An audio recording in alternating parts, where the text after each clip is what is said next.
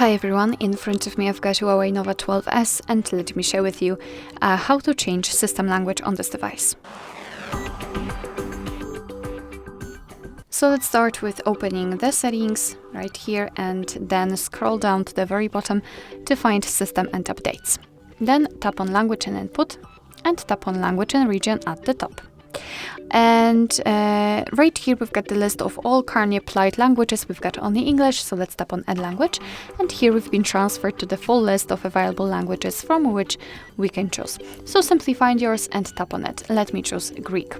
Just tap on it, and as you can see, your device will immediately ask you whether you want to set this language as a main one. So just tap on change. And as you can see, the Greek language in my case has been immediately applied to the list at the top of the list, and the whole system, the whole menu will be displayed in the chosen language.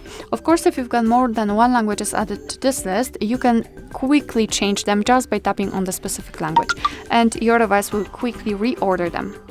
If you also want to, you can remove the languages from this list, tap on edit, and tap on this X button right next to the language. Tap on the tick icon in the right upper corner, and here we've got only English or any other language of your choice.